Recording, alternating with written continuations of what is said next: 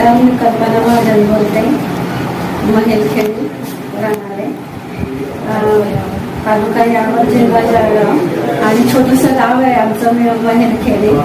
तिथे माझा पुतण्या म्हणजे उज्ज्वल अर्जुन महाजन हा आम्हाला मुलासारखा पुतण्या म्हणून म्हणता येणार नाही. लहानपणापासून म्हणजे तो दुसरीत असताना आलेली माझं लग्न झालेलं, त्याला मी मुलासारखं वागला आणि तोही मला आईसारखाच मानत होता. पण 10वीपर्यंत त्याने शिक्षण केलं. असं वाटत नव्हतं की तो हा एवढा पुढे जाईल असं, कारण अभ्यासात थोडंसं कमी होतं. बऱ्याच जण मी त्याचं लिखाण काम पण करून द्यायचे पूर्ण होण्यासाठी. पण मग त्याने मनावर घेतलं की मी काहीतरी करून दाखवेल यांना, असं त्याची जिद्द होती ती. मग त्याने देशासाठी फॉर्म भरला. जसा आई वडिलांवर प्रेम करायचा तसा देशावर प्रेम होतं त्याचं, म्हणून त्याने कामगिरी पूर्ण जिद्दीने केली त्यांनी. त्याच्यात मला खूप अभिमान वाटतो त्याचा. तो तिकडे असताना सुद्धा इकडे सगळ्यांचे विचार घ्यायचा, विचारपूस करायचा, कसे आहे, काय आहे, शेतामध्ये काय पेरलंय, सगळं तिकडे असून त्याचं मन इकडे राहायचं. पण त्याला काय मातृभूमीवरही प्रेम होतं, इकडे आई वडिलांवरही प्रेम होतं. तर त्याने जे मनात होतं ते पूर्ण केलं. मला त्याचा खूप अभिमान वाटतो. एवढंच बोलून मी बोला. परिचय हा चालेल. मी पराग विश्वासराव महाजन, राहणार महेलखेडी. गावाचं माजी उपसरपंच आणि उज्ज्वल अर्जुन रामा महाजन हे आमचे मोठे बंधू लागतात सुद्धा. म्हणजे आम्ही एकच भाऊबंदकीतले. पण कधी पण बालपणापासून आम्ही त्यांना पाहूनच आम्ही पण प्रयत्न केले की आपण एक, त्यांनी जे फौजी जीवन जगलं, एक डिसिप्लिन जो त्यांच्यामध्ये होता तो आम्हाला बघून आम्ही पण प्रयत्न केले. पण आमचे काही प्रयत्न थोडे नाकाम झाले.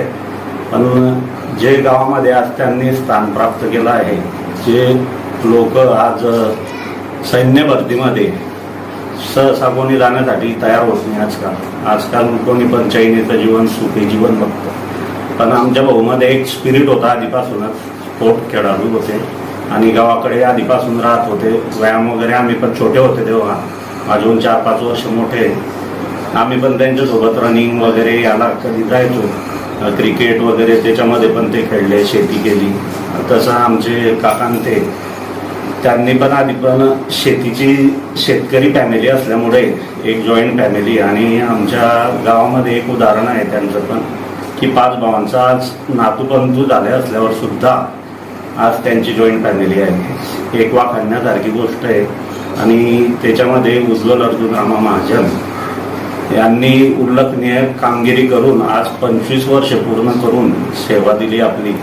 आज आम्हाला प्राऊड फील होतं की आज आमचे बंधू आणि गावाचे सुपुत्र उज्ज्वल अर्जुन रामा महाजन यांनी गावाचे नाव मोठे केले.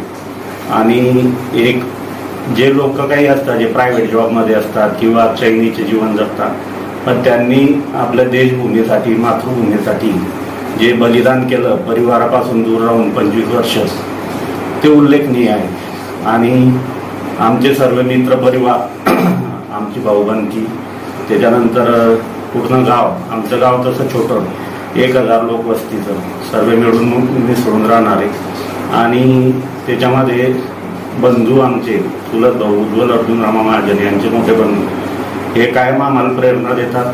आज एवढी जॉईंट फॅमिली असून सर्वांच्या सुखदुःखामध्ये आबा म्हणजे उज्ज्वल अर्जुन रामा महाजन हे घरी नसताना सुद्धा त्यांना कधी घरची उणीव म्हणजे मुलांना किंवा फॅमिली भासू दिली नाही. एक त्यांनी खूप मोठं सहकार्य केलं त्यांना 25 वर्षामध्ये, की बुवा जेणेकरून त्या भावाला तिथे बॉर्डरवरती कधी असं जाणवलं नाही की मी नसल्यामुळे माझ्या घरी काहीतरी अडचण निर्माण झाली आहे किंवा माझे मुलं शिकत आहेत आणि त्यांना काही कमतरता भासते. ती कमतरता रितेश अर्जुन महाजन यांनी पूर्ण केली. आणि जेव्हा अभि गावामध्ये ते भाऊ म्हणजे उज्ज्वल अर्जुन रामा महाजन हे आले, तेव्हा सर्वांची मिळून मिसळून त्याच्यानंतर सर्वांची विचारपूस करायची. म्हणजे 1 महिना कसा निघून जायचा हे आम्हाला सुद्धा समजायचं नाही. पण जाताना एक दुःख वाटत होतं की बुवा आता जाता येते, त्यावेळेस त्यांना पण भावनिक होत होतो. पण आज ते 25 वर्षाची दीर्घकाळ सेवा देऊन आज स्वगृही परत आले आहेत. आणि आम्हाला अभिमान आहे आमच्या गावाला पण की त्यांना राष्ट्रसेवा दिली आणि सुखकर दिली. त्याच्यासाठी आम्ही सर्व गावकरी आणि ते आम्ही अभिमान म्हणजे प्राऊड फील करतो. एवढं 2 शब्द बोलतो मी. जय हिंद, जय महाराष्ट्र. सर नाव सांगून सुरुवात करा. मी उज्ज्वल अर्जुन महाजन, मुक्काम पोस्ट महेलखेडी, कोरकवली, तालुका यावल, जिल्हा जळगाव. सर आपली भरती कुठल्या ठिकाणी झाली होती? मी मे 2001 मध्ये group centre Poona CRPF camp इथं रुजू झालो. मला भरती झाली तिथं. सर भरतीचा कालावधी किंवा भरतीचं नेमकं कारण काय होतं? भरतीचं नेमकं कारण असं आहे, घरी ग्रामीण भागामध्ये शेतकरी परिवारातून आहे आणि थोडं 10वी शिक्षण झाल्यानंतर साहजिकच आहे कुणालाही वाटतं की आपल्याला काहीतरी नोकरी असावी. तर त्या निमित्ताने ग्रामीण भागातलं वातावरण पाहून आम्हाला थोडं मळ्या खड्यामध्ये इकडे तिकडे थोडं खेळायची सवय असल्यामुळे आम्ही भरत्या अटेंड करत गेलो. मित्रमंडळी पण होती सोबत. तर त्यातल्या त्यात मी बऱ्यापैकी प्रयत्न केले आणि भरती झालो. ओके. भरती जसं आम्ही ट्रेनिंग सेंटरला गेलो तर आपण ग्रामीण भागामध्ये आपल्याला इथे काही डिसिप्लिन वगैरे काही माहिती नसतं आणि तिथं गेल्यावर त्यांच्या तालावर आपल्याला नाचावं लागतं. तर जवळपास आम्ही सकाळी 4 ते 4:30 वाजेला आम्हाला एक बिसल वाजायची आणि बिसल वाजल्यावर आम्हाला उठावंच लागत होतं. असं टाळून चालत नव्हतं की बा चला नाही नंतर जाऊ. जर आपण नाही तयार झालो वेळेवर तर आपल्याला पुढे खूप समस्यांना सामोरे जावं लागते. मग आपली स्वतःची तयारी करून आम्हाला ग्राउंडमध्ये जवळपास 5:45-6 वाजेला उभं राहावं लागते. तिथं उभं राहिल्यावर सकाळचे 2 पिरियड जे असतात आमचे PT फिजिकल ट्रेनिंग ते पूर्ण खडतर एकदम म्हणजे असे अक्षरशः अंगातून जर आपण बनियन काढला तर तो पिळून घ्यावा आणि त्याच्यातून पाणी नितरावं असं एवढं कठीण परिश्रम करावे लागत होते. मग काय 8 वाजेपर्यंत ते आम्हाला 2 पिरियडमध्ये पूर्ण करून 8ला ब्रेक द्यायचे. ब्रेकमध्ये ब्रेकफास्ट वगैरे झाल्यानंतर परत 8:30ला लगेच बिसल मारायची आणि आपलं इतर ट्रेनिंगसाठी पुढे चालू ठेवायचं. ट्रेनिंग मग आमचं 8:30 नंतर 12:30 12:15 12:30 पर्यंत जवळपास चालायचं. 12:30 पर्यंत मग त्यातल्या त्यात वेपन असो, चालणं फिरणं असो, ड्रेस घालणं असो, कसं राहणं याबद्दल शिकवायचे. आणि 12:30ला परत ब्रेक दिला की मग लंच टाइम झाल्यावर तुम्हाला एक अर्धा तास, पाऊण तास, तुम्हाला 1 तास जवळपास ब्रेक म्हणजे लंच करून ब्रेक द्यायचा थोडा रेस्टसाठी. परत 1:30-2 वाजेला परत बिसल मारून मग मधल्या वर्किंग टाइममध्ये आपल्याला काहीतरी इतर जेव्हा आपण म्हणतो मेंटेनन्स स्वतःसाठी आपलं काहीतरी साफसफाई असं करणं. हे झाल्यानंतर परत 4 वाजेला आमचं परत क्लास चालू होणार. 4 वाजेला बिसल वाजली म्हणजे आपल्याला उपस्थित राहावंच लागणार. त्याच्यात आपण काहीतरी असं टाळाटाळ अजिबात चालू शकत नाही. टाळाटाळ केली तर पनिशमेंट आहेच तुम्हाला तिथे बाजूला, लगेच जागेवर पनिशमेंट देणार. मग ते 4-4:30ला चालू झाल्यावर 1-1.5 तास क्लास चालायचे. क्लास चालल्यानंतर क्लास आटोपले की परत पिसल मारायचे आणि गेम पिरियड. त्यामध्ये एक एवढं असं चांगलं वाटलं की आपण इकडे कधी ग्रामीण भागामध्ये गावामध्ये गेम कमीच खेळतो शक्यतो. बॅट बॉल क्रिकेट असं असेल तेच. पण तिकडे गेल्यानंतर जे आपल्याला चांगले गेम कंपल्सरी की बाबा जा तुम्हाला उभंच राहावं लागेल, खेळावं लागेल. गेम करायचे. गेम झाल्यानंतर मग एक आमचा CRPF मध्ये म्हणतात दिवसाची सांगता घालण्यासाठी परत एक कॉल व्हायचा, बिसल कॉल आणि रोल कॉल म्हणून. त्याला रोल कॉल मध्ये आपल्याला उद्या काय करायचंय त्याचा आधीच आजच्या दिवशी नियोजन सांगणार आणि त्याची पूर्ण हे झाल्यावर रोल कॉल ब्रेक झाला की मग रात्रीचा आपलं मग डिनर वगैरे आणि मग रेस्ट. मग त्यातल्या त्यात अभ्यास, थोडाफार अभ्यास करून मग आपलं पूर्ण उद्याची काय तयारी सांगितलेली आहे त्या हिशोबाने आम्ही आपली तयारी करायचं आणि नियोजन करायचं. परत नाव बोला. माझ्या कुटुंबामध्ये माझे वडील आणि वडिलांचे 4 भाऊ असे मिळून 5 माझे जॉईंट फॅमिली अजूनपर्यंत टिकून आहे. आता वडील शेतकरी पहिल्यापासून, वडील आणि आमचे लहान काका हे शेतकरी परिवारातच असल्यामुळे फक्त आमचे 3 काका हे बाहेरगावी नोकरी निमित्ताने पहिल्यापासून सेटल झालेले. बरं त्यातल्या त्यात वडिलांनी लहानचे मोठे होईपर्यंत शेतीचेच कामं केले. त्यांच्या सपोर्टमध्ये आमचे लहान काका आहेतच, भगवान काका.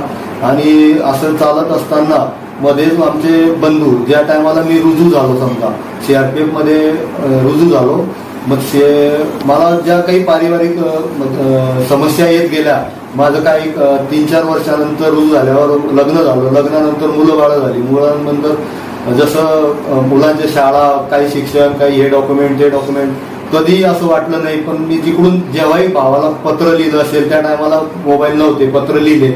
मग काही काळानंतर जसं 7-8 नंतर मोबाईल आले, हळूहळू फोनवर बोलणं झालं, तर भावाने कधी मला असं वाटू दिलं नाही की बाबा माझं काम पेंडिंग आहे आणि मला त्या कामाचं टेन्शन तिकडे आलं असेल. असं म्हणजे एका शब्दावर माझे 1-2 दिवसात कामं होत गेले आणि आतापर्यंत माझे मुलं पण मोठे झालेत आणि शेवटी मुलांमध्ये पण अजून सुद्धा मला भावाची आणि काकांची वडिलांची साथ होती. यांनी खूप मला म्हणजे नोकरीसाठी असं एकटेपणा वाटला नाही जास्त. असं गावाकडून जाताना तर नेहमी वाटतं, एक सैनिक म्हणून परिवार सोडून जाताना खूप दुःख होत असतं. तिकडून सुट्टी येतो तेव्हा खूप आनंद असतो की चला आम्ही आता परिवाराशी भेटायला जातोय, काय नाही. असं करत करत खूप बाकी काही मित्र वगैरे असतात गावातली, आपले गल्लीत वगैरे नात्यातली काही असे, यांचा पण खूप मला सहकार्य लाभलं. जसे आता माझ्यासोबत आहेतच इथं मित्र बसलेले, तर यांनी खूप मला सहकार्य पण केलेलं आहे. प्रत्येक वेळेस जसं रजेवर येत असताना पण मला चांगलं बोलणं चालणं, सर्वांचं गावामधील प्रत्येक वडीलधाऱ्या व्यक्तींचं माझ्याशी वागणं, याच्यामध्ये खूप म्हणजे आपुलकी वाटत होती. आणि मी असं पुढे म्हणजे असं मला नोकरी असताना नाही वाटलं. असे दिवसेंदिवस असे वर्ष उलटत गेले आणि असं माझं चालून 25 वर्ष कंप्लीट झाले. कधी झाले आतून सुद्धा मला एक आश्चर्यासारखं वाटतंय. बोला. मला रजेवरून म्हणजे गावाकडे येत असताना खूप आनंद व्हायचा आणि जे गावाकडे माझे मित्र वगैरे असायचे, तर जसं त्या मला मधून मधून फोनवर वगैरे आता नंतरच्या काळामध्ये फोन करायचे, अरे भाऊ एवढे दिवस झाले, कधी येणार आहे, काय येणार आहे. जसं त्यांना कळायचं की आता माझी रजा मंजूर झाली आहे. एक तर सैनिकाला असं असतं की रजा मिळणं खूप कठीण असतं. रजा ज्या टायमाला मंजूर होईल त्या टायमाला तो सांगू शकतो की मी आता माझी रजा मंजूर आहे. आणि रजा मंजूर झाल्यावर जसा मला आनंद व्हायचा तसा इकडे मित्रमंडळींना आनंद व्हायचा. मग ते आतुरतेने वाट पाहायचे की आता कधी येतोय गावाकडे. आणि मग गावाकडे आल्यावर मग काय ते आपण इकडे फिरणं असो, कुठं पिकनिक असो, पार्टी असो आपल्या इकडे, तर त्या निमित्तानं आम्ही एकत्र यायचो. आणि खूप काही त्याच्यात एखाद मित्र जे जवळचे होते ते अजून नाही आहेत समजा आता आमच्यामध्ये, त्यांची पण आठवण आहे.